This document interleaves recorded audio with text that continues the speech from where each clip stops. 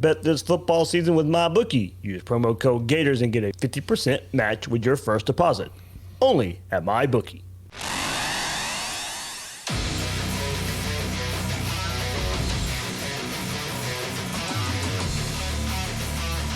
Gators Breakdown, because there's never a dull moment in Gator Nation. The Gators Breakdown podcast is ready to go. I'm your host, David Waters, and you can find me on Twitter at GatorDave_SEC. Coming at you Thanksgiving week.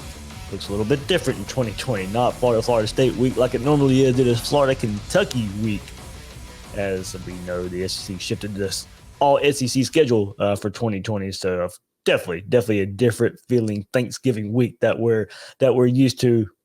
That's 2020 for us. So Kevin McGuffey from Last Word on Sports will give us a preview of the Kentucky Wildcats and everything going on there after they're trying to bounce back after their 63-3 defeat at the hands of Alabama last week. And where do they go after that game as they come to the Swamp? And how did they play? How did they bounce back? That's a big question there for Kentucky. So we'll get all that good insight from Kevin. And as we look forward to this game on Saturday. Before we move forward, absolutely, I've already said Thanksgiving week. So everybody out there, I'm just going to do it off the top here. Thank you so much for all the support, all the interaction that you bring here on Gators Breakdown. I'm proud to be able to bring the podcast to you. Glad everybody out there that listens, enjoys it, interacts, talks, all on Twitter and all that good stuff. I appreciate every bit of it. So big thank you. It's been a great season. 2020 has been tough for everybody, but the podcast doing really well out there. I'm glad to be able to bring it to you. You guys are interacting, listening, watching, however you do it. I'm just thankful for all the everything that you bring to Gators Breakdown. So once again, thank you very much. I hope everybody out there has a good Thanksgiving. Spend time with the family if you can, safely, of course. And we'll get back to normalcy hopefully sometime soon. But everybody out there, once again, thank you for all the support for Gators Breakdown.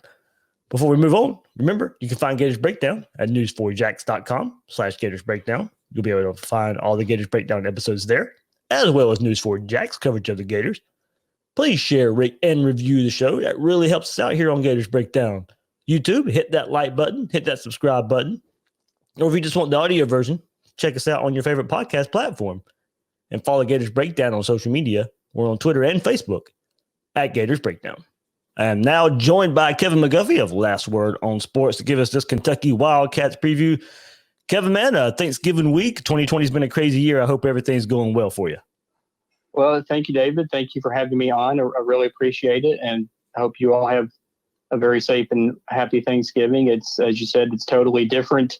Everything, the whole world is different. College football is different. It's been a crazy year. It would be nice to have a little bit of normalcy, but I don't know. I don't know if and when we're ever going to have that. Maybe next year. We'll see. But yeah, and one thing not normal is usually this week we're talking Florida State and Kentucky, Louisville. So it's we're Thanksgiving week. We're talking Florida, Kentucky, a game that's usually played in September. So one more just kind of wrinkle in 2020. Yeah, no, you're exactly right. And if you go back and look, I'm working on my preview for Last Word. And if you go back and look, Kentucky and Florida historically used to play in November every year. Somewhere like the mid-'90s, early to mid-'90s, I think that they changed it to where they always play, because it seems like it's always the first SEC game, and it's always in September. And Kentucky fans have said that, back when we used to play in November, when the Florida Gators had to come up here and, it was 20 degrees, we actually beat them every now and then. But, not saying that's what had anything to do with the 31 game streak or anything. But it does kind of harken back to the old days. And it is a little sad. I mean, we should be getting ready, as they like to call it up here. They call it Louisville Hate Week. And, we should be getting ready to do that, but obviously that's not happening this year. The SEC made the decision to just do the 10 games, where the ACC was doing the 10+1. I think everybody thought the SEC was going to do that as well, but as you said, now we don't have Louisville to talk about. We don't have Florida State for you guys to talk about. So now we get to play each other and see what happens. Yeah, absolutely. So Kevin, 3-5 on the season for the Wildcats so far, coming off a 63-3 loss at the hands of Alabama. What's the general feel of the season so far? The general feel, you and I talked, I think, back before the season started, and we all thought up here, those in the program and those who follow the program thought this was going to be a year much like 2018, where the Cats thought they were going to win 9 or 10 games, go to a really, really good bowl game. And it just hasn't happened. It's been really weird. I mean, the all SEC schedule, I think I read somewhere where 9 of the 14 teams in the SEC have 3 wins or less. And we knew that there was going to, playing that all SEC schedule was going to be tough, especially week after week after week. And like I said, the biggest thing with Kentucky this year has just been the offense. No one really seems to know what's going on, because other than Lynn Bowden, just about everyone who was a contributor last year is back. They have some of the best running backs in the SEC. They have the best offensive line in the SEC. They have Terry Wilson back. They had, Joey Gatewood. And it's just, for whatever reason, it's just not clicked. And that's been the biggest thing. They've had 3 games this year of under 200 yards of total offense, which when you look around the country with I like to call it the pinball like, stats that keep coming up everywhere. Everybody's playing that Big 12. You kind of correlate with the Big 12 football, scoring 40, 50 points a game. And you see Kentucky just struggling mightily. And then, as you said, last weekend was just, I made the comment that the best thing that we could do is, if you remember the Men in Black movies, get like the little flashy thing, as they used to call it, and just go whoop, and just forget that game ever happened. And honestly, it was a total, I don't want to say embarrassment, but it was just 8 years into Coach Stoops' tenure, everyone thought we were past games like this, where we would lose 40, 50 to 3, kind of thing. Because for the most part, Kentucky's the last 3 years especially has been right there in almost every game. There's been some that they've, kind of lost by a bigger margin, but you never thought that you were going into a game that you were going to lose like that. And I do want to say that I think a big thing, I don't know how much you followed it, the death of John Schlarman, the offensive line coach here at Kentucky. He had cancer, was diagnosed in 2018. It was one of the rarest and hardest to treat forms of cancer. And he died 2 days before the Vanderbilt game. He hadn't missed a game, had hardly missed any practices since he had been diagnosed. And then he did make the trip to Missouri. And if you went back and watched that game, that Kentucky, they had no emotion. They really didn't act like they wanted to be there. And it showed in the way they played. Then fast forward the Vanderbilt game, they played a lot better. The offense scored 38 points, got over 400 yards, but then the defense played poorly. But I think, like I said, they would never use that as an excuse, but I think losing Coach Schlarman, because he was such a vital part of this program. He played in Kentucky in the late 90s. He was a member. He was one of Mark Stoops' original hires here. I think that's had a lot to do with it. And then, of course, we can talk about COVID. Everybody's had trouble with it. Obviously, you guys have had problems this year. It finally hit Kentucky last week. They were without 10 players, including 4 starters. Christopher Rodriguez and Jamin Davis, basically the leading rusher and leading tackler. Both those guys were out last week, along with, it said, 8 others. Rodriguez is still not listed on the depth chart this week. Neither is Justin Rigg, tight end. But Davis is back, and almost everyone, Max Duffy, punter, he was another one who was out. Almost everyone, with the exception of Rodriguez, who was out last week, is back. Should be back this week, which will be good, because we need the Cats need everybody they can healthy to try to stop Kyle Trask in this incredible offensive machine you guys got going down there this year. Yeah, Kevin, that's kind of what I wanted to caution Gator fans about. This probably is going to be a bit of a different looking team than what was playing against Alabama last week. You guys will be getting some players back. Some guys still missing, of course, but Kentucky will have some guys back. So, Kevin, the Florida side of it, and maybe even the national side of it, they're going to compare Alabama and Kentucky and Florida and Kentucky because the games were played back-to-back weeks. So, you guys getting some players back, should make somewhat of a difference there. And look, you mentioned it here. Part of the reason for some high hopes this season was the return of quarterback Terry Wilson, who helped lead the way for that magical 2018 season, beating Florida in the swamp with him at quarterback. Then he missed last season, but he hasn't been able to, necessarily recapture that magic so far. And now he's sharing time between two other quarterbacks, mainly Auburn transfer Joey Gatewood, a sprinkle of Bo Allen. What's been the issue there with Wilson, and what does the quarterback situation look like as that game gets closer for Saturday? It goes back to what we were talking about earlier. No one has really seemed to be able to put a finger on what the issue is with the offense this year. Wilson, as you said, Wilson has had games where he's looked really, really good. Tennessee game comes to mind. He had a great game against Ole Miss. For the season, he's thrown for 829 yards and 6 touchdowns. His completion rate is 63%, which is nothing to nothing to write, nothing bad at all. He's also run for over 300 yards. Kentucky's biggest problem has been in the red zone this year. If you watched any of the Alabama game, early on, Kentucky had three chances inside the red zone. First one got called back, a penalty, kicked field goal.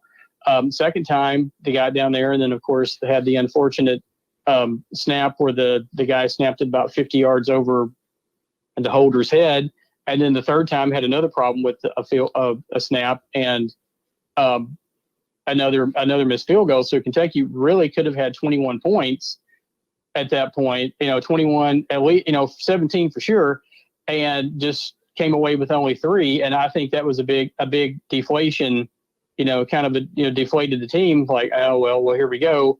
And then Alabama being Alabama, of course, a good team is going to take advantage of those mistakes, and that's exactly what they did. And like I said, I think, except with Wilson, he's done some good things. I don't want to keep coming back on it, but just no one really seems to know what the one thing is. One thing I think they played, if you watch that game, Kentucky, the offense, they were kind of running a no huddle. They were doing some different things. They actually had Alabama back on their heels a little bit until they got down to the goal line, and then they kind of got conservative again. So that's the biggest thing. I think Kentucky really needs to just come out and just open it up and just see what happens. Look for Josh Ali. He's been their best, the best wide receiver. Sid Rodriguez is not listed on the depth chart, but you have AJ Rose. And you have Kabasier Smoke. Smoke's been Kentucky thought was going to have a much better season. He's been hurt by injuries a lot this year, so he hasn't had quite the season that everyone was hoping for. But everybody thinks he's going to break out at some point. Why not better time than Saturday, right? Well, I mean, and look, you go to that, and Florida has struggled with some up-tempo type of offenses. And I know that's not really Kentucky style, but you said, you saw it a little bit last week. You'd hope to see it some more. And they're probably going to look at Florida's film and say, look, Florida's defense has trouble lining up, getting plays in before the snap. So you may see a little bit of a different looking Kentucky offense if they go by some trends that we've seen from this Florida defense. So if you guys are wanting to see an opened up offense, there really would be no better time than this week against a Florida defense that's, struggling a lot pre-snap. Right. No, you're exactly right. What I would like to see them do is exactly what they did starting off that game against Alabama, come out kind of a no huddle, up tempo. Like I said, try to get them back on their heels because, as you said, for all the success you guys have had, you have had trouble, giving up some points, giving up a lot of yards against teams. And that's the way. On one hand, I want to say the only way Kentucky can win would be in a shootout, but I think that favors. I think eventually you get into that up tempo game, it's definitely going to favor Florida. But I think what will happen is Kentucky will come out and try to control try to control the ball with the ground game behind the big blue wall, as we like to call it up here, and try to keep Trask off the field. And of course, I guess the fact now that Kyle Pitts is supposed to be back this week, so that throws another one, another wrinkle in there, because he was much like Trask, obviously having an incredible season, and you got to follow him. I don't know that you're going to be able to. I don't know that like single coverage, like a linebacker single coverage against him is going to work. I don't know if you have to try to double him, but then you're going to leave somebody else open. So that's going to be a big thing, is how they match up against Pitts, and of course, and then we'll go from there. Like I said, I would like to see them come out, throw the ball, run up tempo, but I don't know. I have a feeling that's not what we're going to end up seeing, but we'll find out. We'll find out on Saturday. You mentioned Josh Ali there at wide receiver, and you look at the stats there at that receiver core. It's Josh Ali and then everyone else. So is he just that much better than the rest of the guys, or could those other guys improve a bit, or is he just that much better? No, I think he is obviously their biggest target. He you go back to last year, you think about when Lynn Bowden was here. Bowden played the last 8 games at quarterback and was still the leading receiver on Kentucky's team.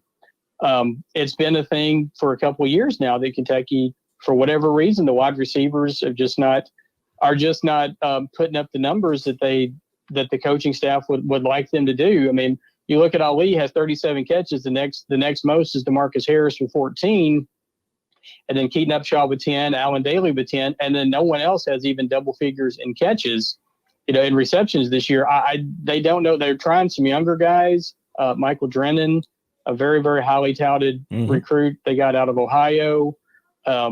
Trying him, trying some of these younger guys to see if something will work. But as I said, it just goes back to what I was saying. This whole season, there's just been a disconnect.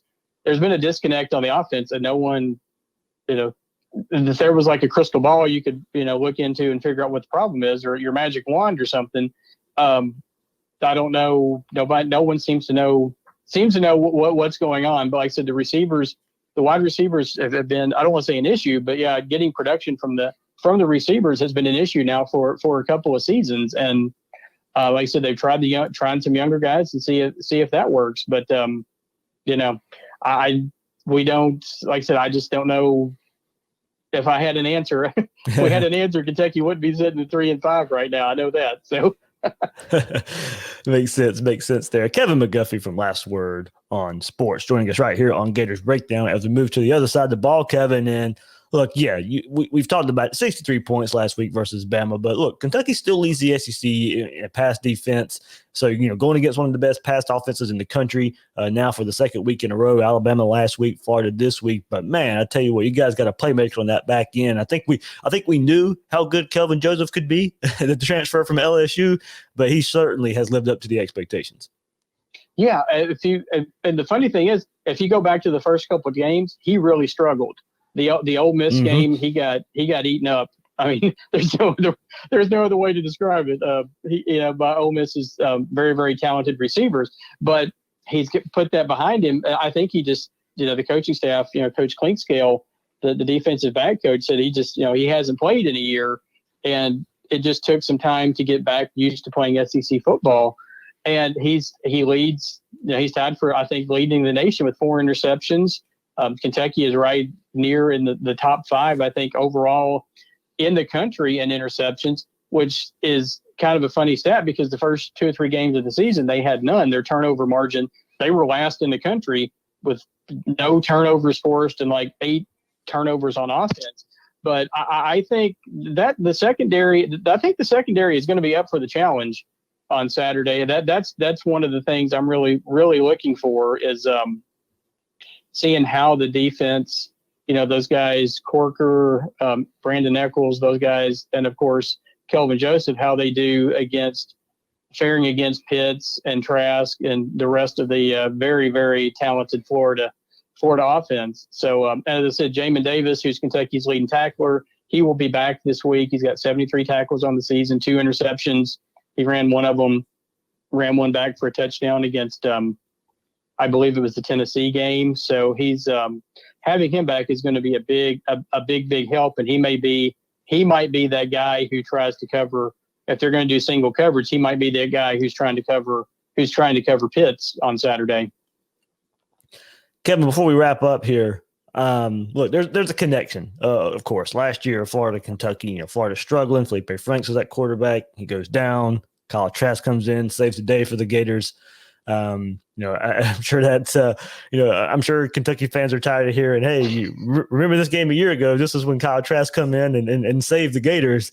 What have you taken from being able to watch that game and Kyle Trask comes in and leads that comeback to what Kyle Trask did the rest of that year? And then, of course, all in the offseason, you follow SEC football enough, with the comparisons to, can anybody replicate what Joe Burrow did last year? Or nobody can, because those numbers have never been seen before. That type of production had never been seen before. But yet here we are, and you look at a lot of metrics, and Kyle Trask is right up there with him, or even above him in some metrics. And it kind of just really all goes back to Kyle Trask taking over against Kentucky last year. Yeah, you had to bring that. No, I'm just kidding. Well, you think about it. Actually, the preview that I'm doing, just mentioning that again. I talked about that, the fact that the Florida game last year kind of changed the trajectory of your all season, because Kentucky was ahead 21. It was 21-10, I believe, at one point, and then you guys, Franks went out with I think it was a broken ankle or broken. I can't remember. It was broken. I think it was a broken ankle, and then Trask comes in, and it was total UK football. I don't know how many times a quarterback has gone out of the game. The backup comes in, looks like, Joe Montana or Tom Brady, and comes back and leads to that victory. And yeah, as you said, it was a horribly deflating loss. You think about it, since 2014, Kentucky has played Florida, with the exception of 2016, which was a total blowout. Kentucky has played Florida really evenly, and honestly, at least 3 of those years, from the Kentucky standpoint, probably should have won the game. You think about 2014 down in the swamp, the triple overtime game with the blown delay of game called that wasn't called, that led to the touchdown from Florida. Then 2017, where Kentucky just total failure, left wide receivers open twice, given you guys easy touchdowns. And then again last year, Kentucky honestly should have won that game. Even when you guys came back and took the lead, Kentucky drove down the field, missed a 35-yard field goal with less than a minute to go. That would have given the Cats the lead, and had that field goal gone through, everything, the whole trajectory could have been different. And then in the process of trying to run out the clock, you guys, broke off a 76-yard touchdown run. So, and then, as you said, what Trask has done this year has just been phenomenal. We do at Last Word, we do a Heisman poll every week, and he's I've, at least the last 2 or 3 weeks, I voted for him number one, just based on the stats, the numbers. I mean, he's just having such an incredible season, and I said I've had him at number one at least for the last 3 weeks, and I think he's got a really good chance at winning the Heisman, especially because you look at Trevor Lawrence at Clemson. They keep losing ball games. I mean, not losing on the field, but not having games, and he's not out there. It's kind of the out of sight, out of mind kind of thing. I think at this point, Mac Jones is probably his biggest competition. And going back to the point you made earlier, the SEC schedule makers certainly did Kentucky no favors this year. So we go at Alabama this week, and then at Florida, this week, and it's kind of like, let's see how good Kentucky is, or see what how that's gonna work out. But I just said Trask has just been.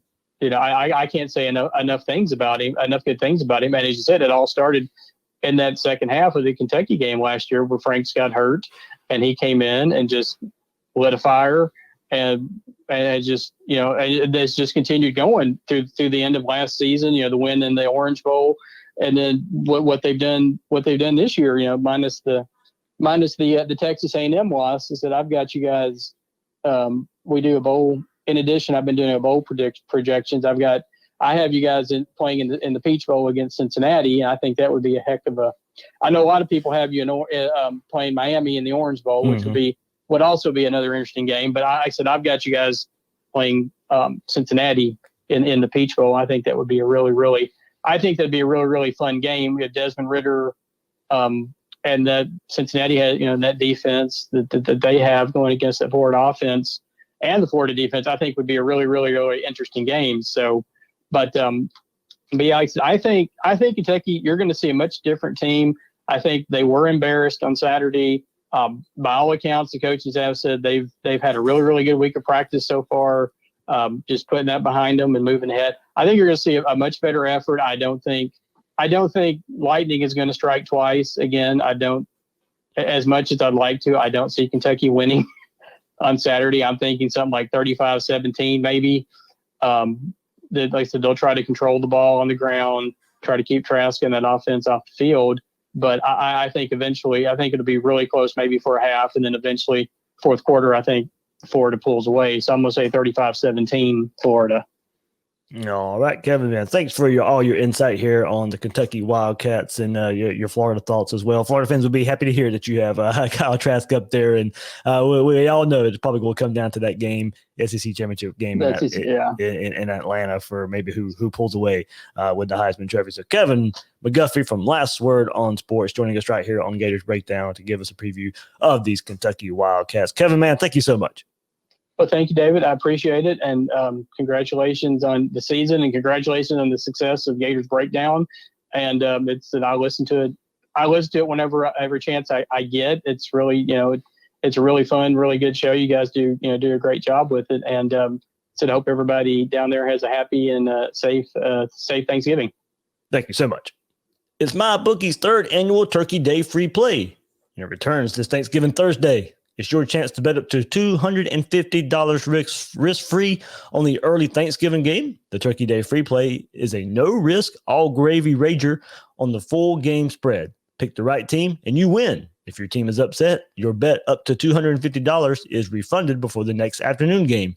New players will get their first deposit matched all the way up to $1,000 to help add even more excitement to the greatest football weekend of the year. That's right. Make your first deposit and get extra cash you can use on your parlays, teasers, and prop bets all weekend long.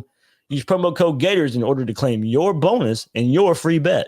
And the best part is, that's only the beginning. MyBookie has promotions all holiday weekend long. Turkey Day free play is Thanksgiving Thursday. That rolls into Black Friday boosted odds and finishes the holiday strong with buy one, get one free Cyber Monday Night Football.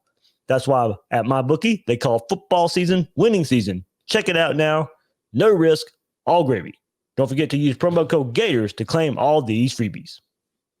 All right, let's dive into it a little bit more before we sign off here on this episode of Gators Breakdown. Look, Kentucky's offense is struggling. And this isn't a case like Vanderbilt last week where you could see their offense getting better as the season progressed because of a young quarterback, starting to find his way a little bit. It doesn't matter who the quarterback is for Kentucky right now. It is mainly Terry Wilson, but the offense is sputtering with very little threat of a passing game. 121st in FBS and dead last in the SEC for total offense with 300 yards a game. 106th in the country and 11th in the SEC in scoring offense at 20.8 points per game. 103rd in college football and 11th in the SEC in yards per play at 5.03 yards per play, 121st in the country and dead last in the SEC in passing offense at 122.6 yards per game.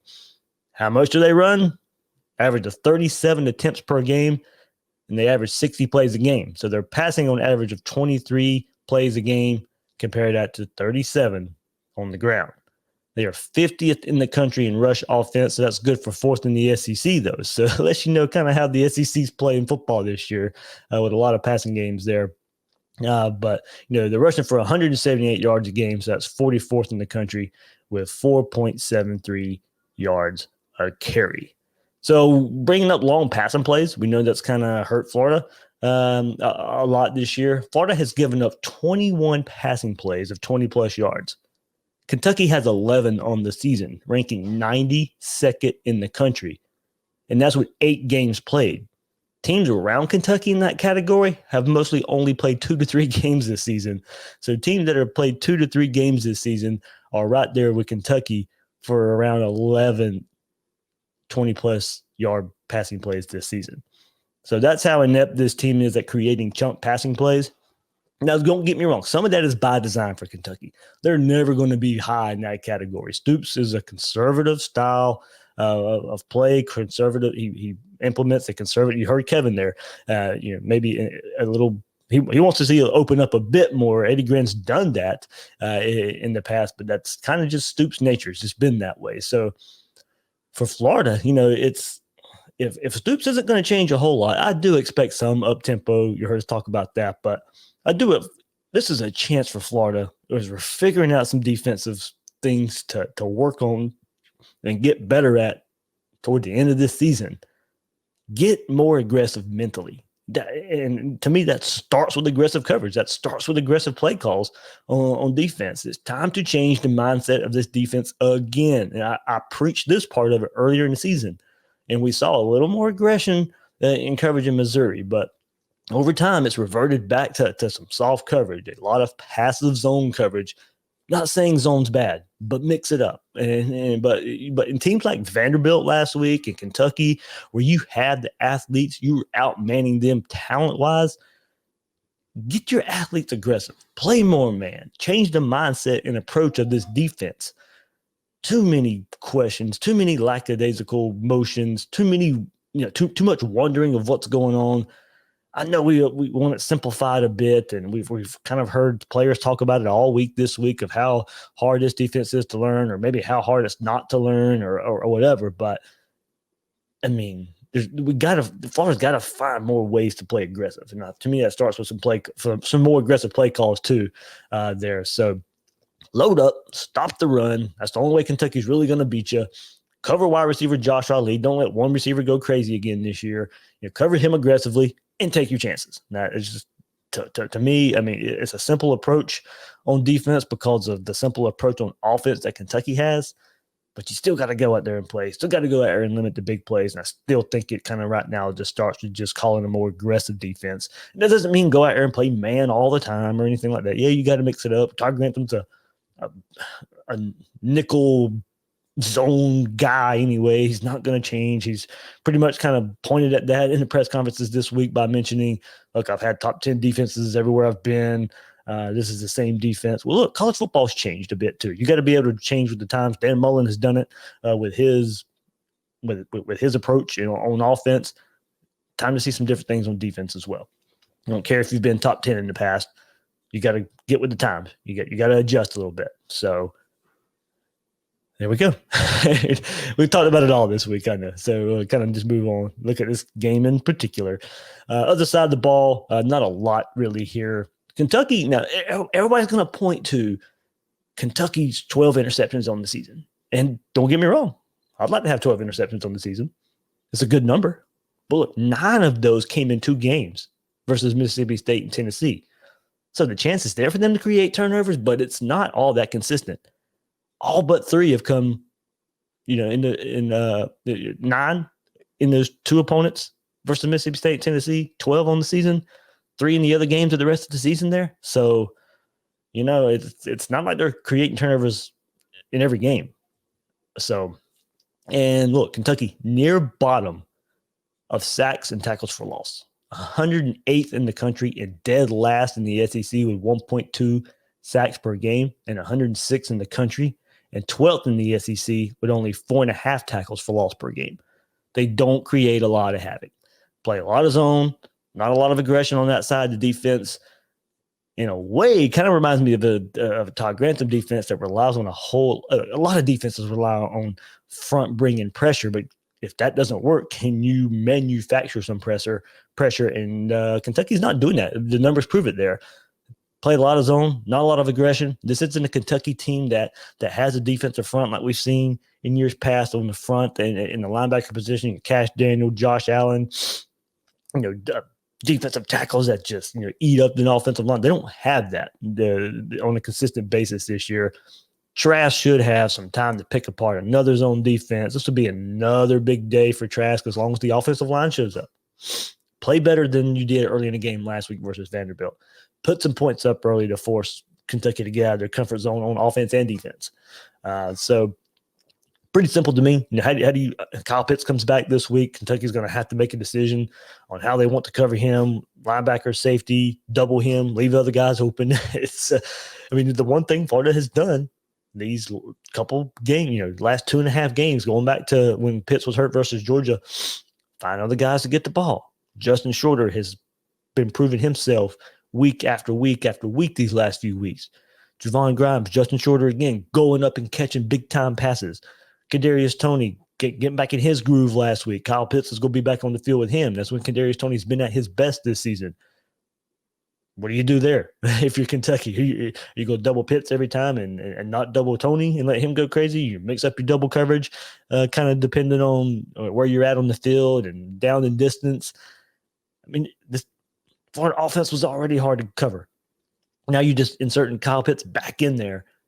You're going to have to kind of just pick your poison because Florida has now proven time and time again this season that they have other options to go to, whether it be Gamble and Zipper at tight end or Toney, Grimes, and Pitts, and Copeland with a nice touchdown catch lately. And the options are there. The options are there. It's only going to get better.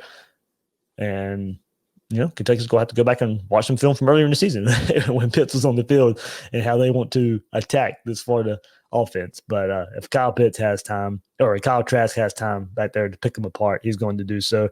Run game, we'll get into it. I think, some of you guys, I'll go get into your tweets here, so we'll get into it. But the run game, it is kind of just what it is at this point. Steady. Go get your 3, 4, 5 yards of carry, and go from there. And maybe get some big runs out of that. But as far as offense finding its way, pretty simple.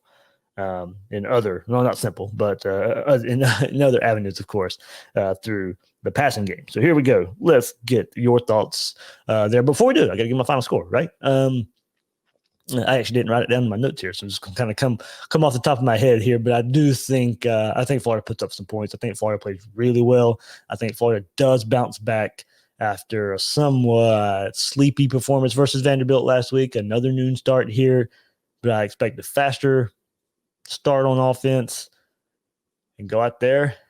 And I think the defense plays well, and I think it probably has more to do with Kentucky than Florida. So don't get jaded by this defensive performance. Now, don't get me wrong. We don't give enough credit for doing what you're supposed to do. Go out there and do what you're supposed to do. Go find ways to get better. Go work on things. Go do what you're supposed to do against an offense that's not moving the ball consistently all that well, especially through the air. Go do what you're supposed to do. 50-17 Gators. That's my final score. 50-17 Gators. And let's get into some of your thoughts here. Matt Jones at UF Doc Jones says, aggressive run defense against a big offensive line, strong linebacker play, and man press coverage by DBs. There we go. I want to see more man press coverage too. It's just not Todd Grantham's MO. I don't know. Adjust. Strong linebacker play. Absolutely. Against this Kentucky run game that's going to use motion. Look, they confused Alabama early last week. You heard me mention on the podcast a couple times this week how they moved the ball, and Kevin mentioned it too with the Kentucky preview, how Kentucky moved the ball early on versus Alabama, just when it just wasn't able to put points up. But Alabama had more time to prepare for Kentucky, and they were still confused up front early on with all the motion that Kentucky's and all the pulling that Kentucky's offense does in their creative run game. Now there's a chance, Florida's going to have to be prepared up front early on. And I think this defense will settle in. The run defense has been much better with Kyrie Campbell coming back. But as Matt says here, this is a big game for the linebackers who Hopper, Pierre, that we saw the aggressive play from them last week. With all the window dressing of this Kentucky offense, so they say, hey, there's some young linebackers there. There's maybe a chance we can confuse those. But isn't that what we want to see? Isn't that what we want to see, these young linebackers out there and see how they perform versus a rush defense or an offense that's going to have some window dressing?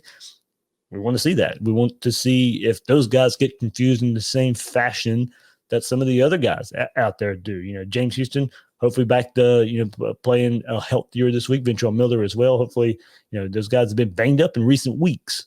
They come back there. Diabate, Bernie, we look for those guys to play a whole lot too. So, yeah, linebackers, this is a big game for the linebackers, especially early on, of how they deal with all the window dressing that Kentucky's going to bring about. Eli Anderson says the defense being able to handle an offense with tempo, being set and ready for the play. This is what he wants to see here. For the offense, establishing their will through the offensive line in the run game. Florida's the passing team now. I mean, I'll say that every week.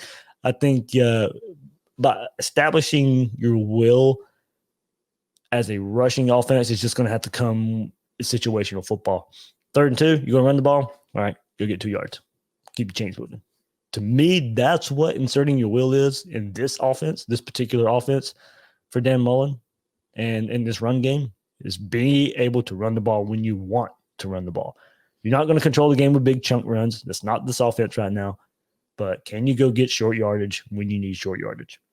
And mentions defense with the being able to handle the tempo. If we see it from Kentucky, then absolutely. I don't know how much we'll see it. I think we should see it. You saw it, as Kevin said, a little bit last week with Kentucky and Alabama, and coming up, no huddle, and moving the ball a bit. I'm sure they've picked up on Florida's problems. Go out there, prove it that you can fix that issue when it has been stressed and brought up plenty of times this week. Incognito at CN Venom says, win by 30 points. Exhausted talking about the defense. It is what it is at this point. Yeah. I mean, we discussed it here. It's pretty much the same story. We just got to go see it now. Win by 30 points, of course, that's going to be brought up. Bama wins by 60 last week. So, and we knew it, just like as I said, this Kentucky team's going to be different than what we saw last week. And I'm sure they were embarrassed too. People are going to make the comparisons. You get in trouble doing that week to week. Each week is different, and understandably, people are going to fall into the trap of comparing Florida and Alabama versus Kentucky 2 weeks in a row. Montrez Mosley says, I would like to see explosive plays from the run game, which seems very unlikely up to this point. I won't dive much more into that. I've said my piece. I would like the defense to negate any explosive plays from Kentucky. I would like to see Hopper and some young guys early and often on defense. I spoke to some of that. Yeah, Kentucky doesn't hit a lot of explosives. You don't want to see this defense give up explosive plays again. It would be inexcusable at this point to see a lot of explosive plays from Kentucky because they don't hit them. They don't do it. They don't live their offense that way. If you see it this week with this Florida defense, I mean, look, one or something, okay, I'm not going to go overboard with one, but if you see consistent, like Arkansas a few weeks ago, if you see that again, and it's the same issues that's causing that. Actually, I don't really care what the issues are. You've got to find a way. But if it's the same issues again, if you can't get lined up and they hit a big pass because of that, okay, then what did you work on this week? What happened this week if that happens? So hopefully we're not talking about that. come Sunday, Monday when we're reviewing the game here. Steve Design says Bama was 63-3, right? I want 64-0. So there we go. No, yeah. Sean doesn't care. Sean Steve doesn't care. It's the comparison, and he put the laughing emoji there. So having some fun with it. But yeah, Sean, we'll take that. We'll take 64-0. Tyrone Shields says defense lined up pre-snap, linebackers filling gaps, competent, aggressive tackling, DBs playing man, making plays on the ball. Basic stuff. Oh, and more 6 in the backfield. So Tyrone there with a laundry list of to check off there for the defense. Everything we've just kind of been discussing all week there.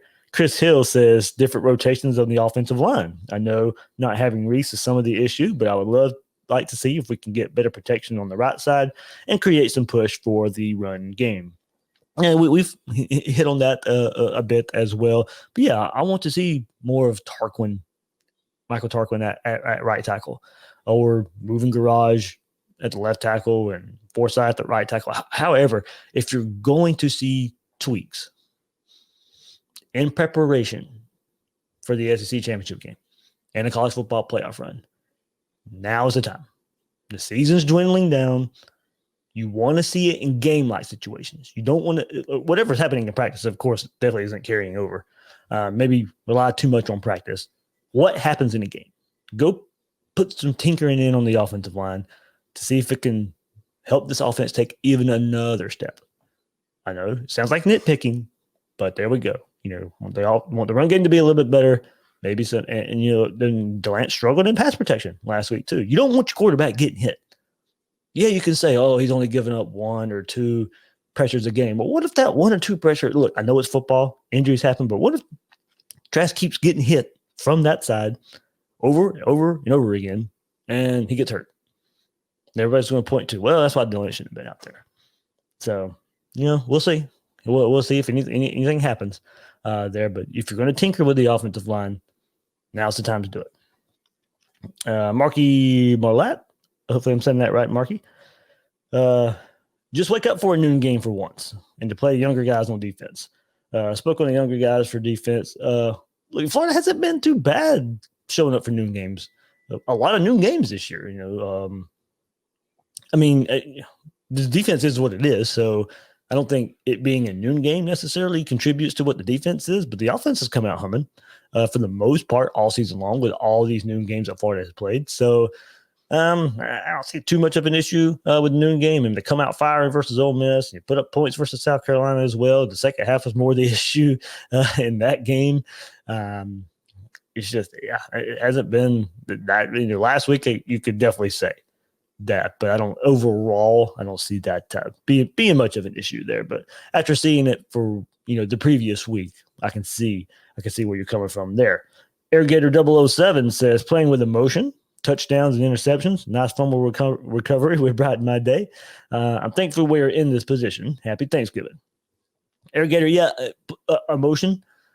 I think that goes back to where I was saying earlier, playing with some aggression, and I think that kind of just translates into that. But we've seen some of the emotion last week, but it kind of wasn't warranted. You want players to go out there and still have fun. But I think it rubbed me the wrong way, much like all you out there of this defense last week. They finally make a play, and then they're kind of gloating and acting like they have been playing perfect or anything all season. Go back to the huddle and don't worry about it right now. Go back there, make sure you're getting to play in and all that. I understand you want to have fun. That is part of it. But it does rub people the wrong way when the defense is out there struggling. You finally make one play and then you're out there celebrating. No. Come on. Start playing well, then you can celebrate. And I hope I don't sound too curmudgeon there, but it is what it is there, I guess. I don't know. 11 Heisman bound at Gator Fan 811 says marked improvement by the defense. Common every week. To be honest, I would like for Coach Dan Mullen to be more of an active role in defensive decisions and to overall make the defense less complicated and more hard-nosed. I also like to see K to K, Kyle to Kyle, a couple more times for touchdowns. Only thing I'll say about the whole, Urban, we'll go back to Urban Meyer saying that Dan Mullen could be a defensive coordinator. That's how much he believes in Mullen, understanding defense. He is the head coach. He should be inserted into more of a decision if he wants to be. Of course, it's his team going out there. But going back to everybody wants Gene DeLance taken off from the right tackle spot. That move hasn't happened. He struggles a lot, like we see some of the struggles at linebacker or some of the struggles at the defensive secondary. If Mullen hasn't made the move away from Gene DeLance at right tackle, what makes you think he's going to make the move on defense? Maybe he's satisfied with Gene DeLance and keeps putting him out there. I'm sure he's frustrated with the defense. But if he's not going to take a player that's struggling at right tackle off the field, what makes you think he's going to take players that are struggling on the defensive side of the ball off the field if he's going to insert himself there? That's my only comparison part there. I know it's a little different because the defense is really struggling compared to the offense. But if you're looking at ways to make this team better, and if one of your ways is inserting other players, then it can be done on offense as well, and it hasn't been done. So that's where I'll go with that. And then Dustin Woolbright, good friend here, probably the most important part of this. You're better than Kentucky. So he says health and a W. Not expecting much more. So there we go. That'll end it for the tweets. Everybody, thank you for sending those tweets there. But yeah, walk out with a W. Stay healthy. Everything's still in front of you. That's all it really is. Health, a win, move on to the next week. So I know we'll pick apart, of course, if that's all we get. But at the end of the day, that's step one. That's what you got to have. All right, everybody, let's take a look around the SEC before we sign off right here. Kentucky, Florida, noon, of course, but also at noon. Vanderbilt, Missouri. So you don't really have to worry about another SEC game still in your eyes. That's at all. Vanderbilt, Missouri is kind of the whole hum game of this week a little bit. And then we get into some rivalry week, of course, being Thanksgiving week. The SEC did keep some of the in-conference rivalry games that we usually see Thanksgiving week. We still get some of those. That starts 3:30. Auburn, Alabama, Iron Bowl, 3:30 on CBS. So Auburn beat Alabama last year. And Auburn is playing better, but nah. Nix isn't playing well enough. This Auburn defense isn't what they were last year. Alabama's on a roll right now. Alabama's playing really well. We'll see what they didn't overlook Kentucky last week to kind of look forward to this Auburn game right here. Put up 63 points last week. We'll see how they respond for another week here. Auburn, Alabama, 3:30. Definitely worth keeping an eye on after we watch our Gators. 4 o'clock, Egg Bowl, another rivalry game here. Mississippi State. That game's at Ole Miss, 4 o'clock on SEC Network. Should be a fun game. Mississippi State played well last week versus Georgia in a loss. Ole Miss, of course, everybody likes watching Lane Kiffin and Matt Corral and that offense put up some points there. So that should be a fun game to watch. Man, I'm going to miss that game being Thanksgiving night, honestly. I love watching that game Thanksgiving night, but of course, didn't want to give those teams a short week. SEC doesn't play a whole lot of games on Thursday night. That's one of them that's a staple on Thanksgiving night, but 2020 takes that away from us. Here we go, 7 o'clock at night. If you're driving back from Gainesville, if you're lucky enough to be in the stadium, you'll hopefully be home in time for Texas A&M and LSU, a game I think we all really just want to watch. Texas A&M in front of Florida, of course, in the initial college football playoff ranking. Rightfully so. They beat Florida. But LSU, a team that's left on Florida's schedule, as it stands right now, this played really well, LSU did last week. Can they give Texas A&M a run for their money? But I think I actually, for whatever reason, I think this would actually end up being a good game. I know LSU is not the same LSU team there, but for whatever reason, I don't know. I think this will be a good game. I think A&M wins, but I think this is a game worth keeping an eye on. I really think this could be a good game. I could be completely wrong as well. So, and then 7:30 in the nightcap in the SEC, Georgia at South Carolina. Georgia with JT Daniels, and look, you guys been following me all week on Twitter.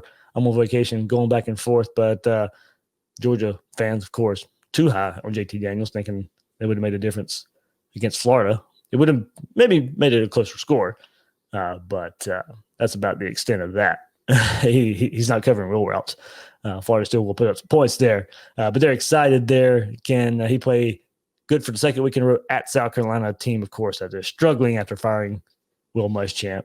I mean, it's not going to be much of a game. I expect Georgia to play really well in that game. I expect Daniels to play well as well, and them continuing to ramp that up, of course, as the season moves along. So there we go. That'll do it for the SEC schedule this week. Some good games there. Some good games, rivalry games, and LSU A&M, I think, is a game worth keeping an eye on as well. So that'll do it for this episode of Gators Breakdown. Once again, everybody, happy Thanksgiving.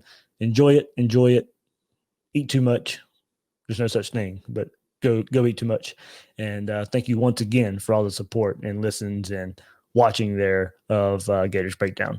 I'm the host of Gators Breakdown, David Waters. You can find me on Twitter at GatorDave_SEC. Guys and girls out there, thanks for listening to this episode of Gators Breakdown.